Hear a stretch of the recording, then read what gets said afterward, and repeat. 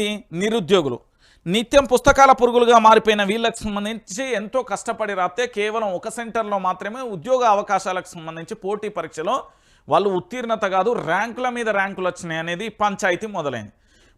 Exam రాసిన వారి సంఖ్య కంటే ఫలితాలు రిలీజ్ చేసిన వారిలో 10 మంది కొత్తగా ఎక్కడి నుండి వచ్చారు అనేది ప్రధానంగా కూడా చర్చనీయాంశంగా మారింది.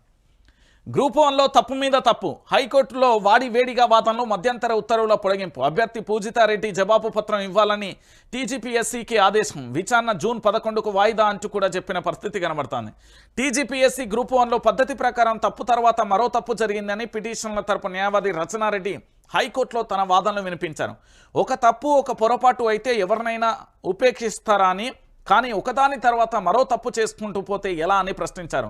పశ్చిమ బెంగాల్లో ఇటీవల జరిగిన పరీక్షలలో అక్రమాలు జరిగితే కోర్టు రద్దు చేసిన విషయాన్ని కూడా గుర్తు చేసిన పరిస్థితి కనబడుతుంది.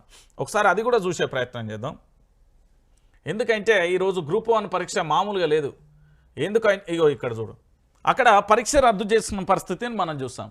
ఇక గ్రూప్ 1 పరీక్షలలో అలాంటి పరిస్థితులే ఉన్నాయని తెలిపారు. మూల్యాంకనంలో జరిగిన అవకతవకలపై విచారణ జరిపించాలంటూ దాఖలైన పిటిషన్లపై శుక్రవారం జస్టిస్ రాజేశ్వరరావు విచారణ చేపట్టారు. వాదనలు పూర్తి కాకపోవడంతో విచారణను జూన్ 11వ తేదీకి వాయిదా వేశారు. సర్టిఫికేట్ల పరిశీలన చేసుకోవచ్చని, కానీ నియామక పత్రాలు జారీ చేయరాదంటూ గతంలో జారీ చేసిన మధ్యంతర ఉత్తర్వులు కొనసాగుతాయని కోర్టు స్పష్టం చేసింది. పునర్మూల్యాంకన కోరితే మార్కులు తగ్గిపోయాయని, ఒకవైపు మరో జాబితాలో ఫోర్జరీ చేశారంటూ మరోవైపు వాదన ప్రతివాదనలు కూడా ఆరోపణలు చేసుకుంటున్న నేపథ్యంలో అభ్యర్థి పూజితారెడ్డి జవాబు పత్రం సమర్పించాలని టీజీపీఎస్సీకి నోటీసులు జారీ చేసింది. ప్రతివాదిగా చేర్చినందుకు పూజితారెడ్డికి కూడా నోటీసులను జారీ చేస్తున్నట్లుగా తెలిపింది. టీజీపీఎస్సీ సమర్థత దారుణం. దేశంలో ఎక్కడైనా ఒక పరీక్షకు ఒకే హాల్ టికెట్ ఉంటుందని, కానీ తొలిసారి గ్రూప్ 1 పరీక్షకు 2 హాల్ టికెట్లు ఇవ్వడమే కాకుండా ఈ చర్యకు టీజీపీఎస్సీ సమర్థించుకోవడం దారుణమని రచనారెడ్డి వాదించారు. హాల్ టికెట్ల నెంబర్ల మార్పు నుంచి కేంద్రాల ఎంపిక ఎవాల్యుమెంటర్ల నియామకం వంటివి కూడా చేయడానికి కూడా ఎట్టి పరిస్థితులలో ఉపేక్షించకూడదని చెప్పారు. గ్రూప్ 1 మెయిన్స్ పరీక్ష రాసిన సంఖ్య మొదట ప్రకటించిన దాని తర్వాత వెల్లడించిన దానికి మధ్య సుమారు 1000 మందికి తేడా ఉంటే ఏ స్థాయిలో అవకతవకలు జరిగాయో కూడా అర్థం చేసుకోవచ్చు అంటూ కూడా చెప్పారు. ప్రభుత్వ కళాశాలలో పనిచేస్తున్న టీజీపీఎస్సీ చెప్తున్న వ్యక్తి ప్రైవేటు సంస్థలో పనిచేస్తున్న అక్కడికి నుంచి వేతనం తీసుకుంటున్నారని పేర్కొన్నారు. దాదాపు 40% మంది తెలుగులో, 10 నుంచి 12% ఉర్దూలో, మిగిలిన వారు ఇంగ్లీష్లో పరీక్ష రాశారని పూర్తి స్థాయిలో కూడా కోర్టు దృష్టికి తీసుకెళ్లారు. మూల్యాంకనం కోసం నియమించిన వారిలో తెలుగు ఎంతమందికి వచ్చన్న విషయాన్ని సర్వీస్ కమిషన్ వెల్లడించలేదని తెలిపారు. వాల్యుయేషన్ చేసే వారికి తెలుగు వస్తే సరిపోదని, తెలుగుపై పూర్తి ఆధిపత్యం ఉండాలని చెప్పారు. తెలుగు వారికే మార్కులు ఎందుకు తక్కువ వస్తున్నాయో తేల్చి చెప్పాలంటూ కూడా చెప్పిన పరిస్థితి కనబడుతుంది. ఇందులో ఇంకొక విషయం ఏంటంటే, చాలా వరకు కూడా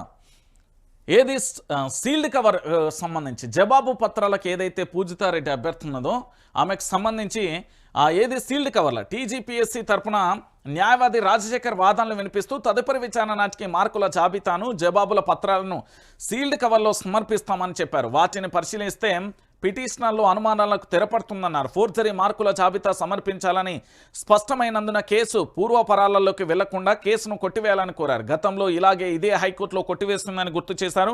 పిటిషన్లపై విచారణ కావాలని కాలయాపన చేస్తున్నారని పేర్కొన్నారు. పిటిషన్ల తరపు న్యాయవాది రచనారెడ్డి జోక్యం చేసుకుంటూ వాదనలు హడావిడిగా పూర్తి చేసే అభ్యర్థులు తీరని అన్యాయం జరుగుతుందని కూడా చెప్పిన పరిస్థితి కనబడుతుంది. సో మొత్తానికైతే ఇది మళ్ళొక్కసారి వాయిదా పడ్డ పరిస్థితి కనబడుతుంది. ఈ వాయిదాకు సంబంధించి జూన్ 11కు వాయిదా. ఇక 3వ మూల్యాంకనానికి సంబంధించి కూడా ఒకసారి చూడొచ్చు. కోటి మహిళా కళాశాలలో 18వ సెంటర్లో 721 మంది మెయిన్స్ పరీక్ష రాస్తే 39 మంది, అదే కళాశాలలో 19వ సెంటర్లో 776 మంది పరీక్ష రాస్తే 32 మంది ఎంపికయ్యారని రచనారెడ్డి వివరించారు. మొత్తం 563 మందిలో సుమారు 12% మెయిన్స్కు అర్హత పొందడాన్ని హైకోర్టు తీవ్రంగా పరిగణించాలని విజ్ఞప్తి చేశారు. 2 సార్లు జరిపిన మూల్యాంకనంలో 15% తేడా ఉంటే 3వ మూల్యాంకనం జరిగిందని నిబంధనలో ఉందని కూడా జరుగుతుందని నిబంధనలో ఉందని కూడా గుర్తు చేసిన పరిస్థితి కనబడుతుంది. ఇక్కడ పూర్తిగా కూడా అంటే తెలంగాణ ప్రాంత విద్యార్థులందరూ కూడా ఆలోచించాల్సిన విషయం ఏంటంటే, ఈ గ్రూప్ 1 పరీక్ష ఏదైతే ఉందో దీని గురించి నిరుద్యోగులందరూ కూడా ఆందోళన వ్యక్తం చేస్తున్న పరిస్థితి కనబడుతుంది. పూర్తిగా కూడా తెలంగాణ రాష్ట్ర వ్యాప్తంగా కూడా నిరుద్యోగులకు అన్యాయం జరుగుతుందని, నిరుద్యోగులకు సంబంధించి పూర్తి స్థాయిలో న్యాయం చేయాలంటూ వాళ్ళు కోట్ల చుట్టూ తిరుగుతున్న పరిస్థితి కనబడుతుంది.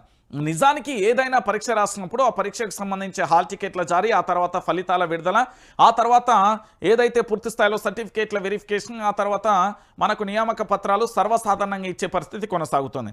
కానీ ఇక్కడ పూర్తి స్థాయిలో అంటే పోస్టులను అమ్ముకున్నారు కాబట్టి పోస్టులకు సంబంధించి పూర్తి స్థాయిలో కూడా సంఖ్య ఏదైతే పరీక్ష రాసిన సంఖ్య కంటే అదనంగా ఎక్కువ మంది ఎక్కడి నుండి వచ్చారు అనేది చర్చ కొనసాగుతున్న తరుణం చూశాను. సో గ్రూప్ 1కు సంబంధించి వాడి వేడి చర్చ అయితే కొనసాగుతుంది. ఇది ఎంత దూరం దారితీస్తుంది, పరీక్ష రద్దయ్యే అవకాశాలు ఉంటుందా, ఎలా ఉండబోతుంది అనేది మనం కూడా వేచి చూడాల్సిన పరిస్థితి కనబడుతుంది. రైట్, ఇక